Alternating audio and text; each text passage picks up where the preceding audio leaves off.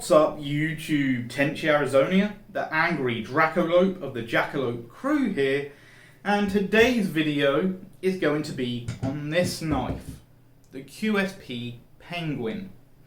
Now, my particular penguin has been modified by me by using Birchwood Casey Super Blue to cold blue the blade.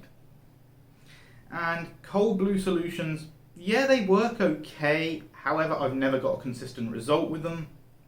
If you've seen some of my recent videos, not the last Fatwood Friday, but the one before that, you will see I use my Condor Swamp Romper, and that has a far darker, far better finish on it. That was done with a coffee patina. Anyway, enough of that tangent, let's get back onto this knife, which is the QSP Penguin.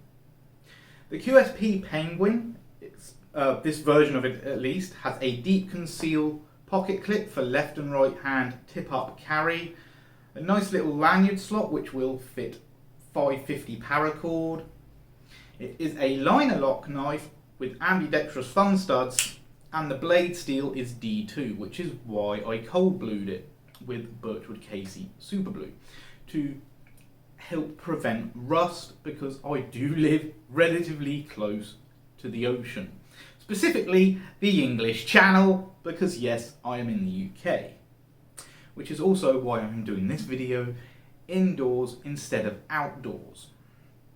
So right off the bat, let's grab a piece of crappy old junk mail. I get tons of these in magazines and whatnot. And let's give it a test. I'm not going to be doing any hard use on this because it is just an EDC folder. And it's okay, but it could do with a bit sharpening, I think.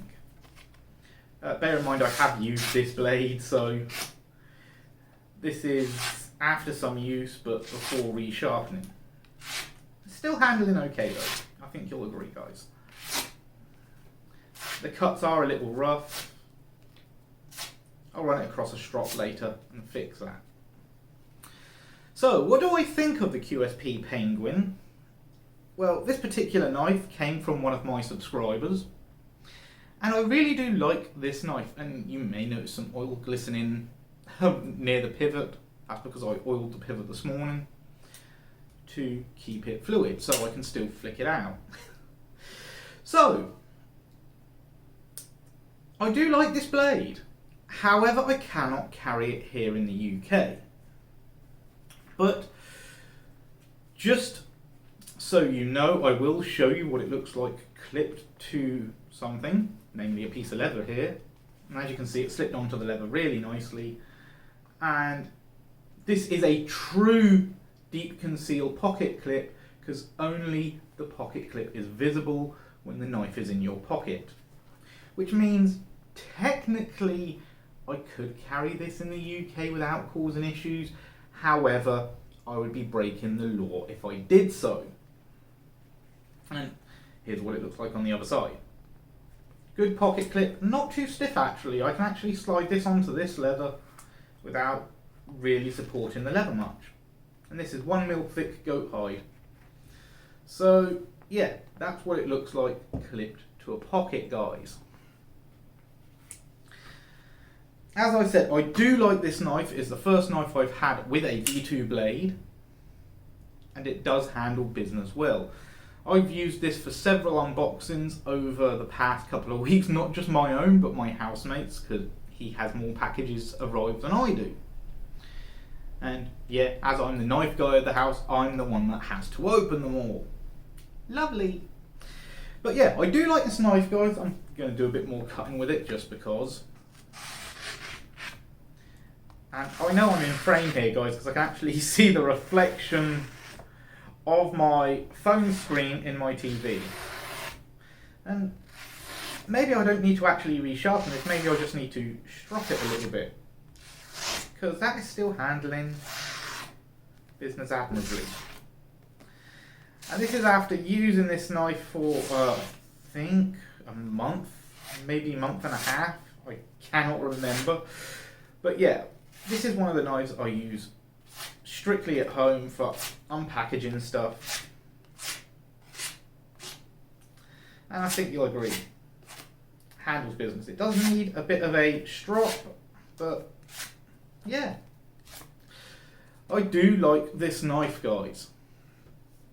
However, as I said, if anyone can suggest a better method of bluing a blade other than using cold blue, I'd be interested in knowing about it. As I said, I've done patinas on blades in the past. I'm not a fan of mustard patinas. I do pure vinegar patinas and coffee patinas, and they come out well. But for this one, I decided to use Birchwood Casey Super Blue. Anyway, again, I'm going off on a tangent here. I highly recommend this blade. It is not an expensive blade.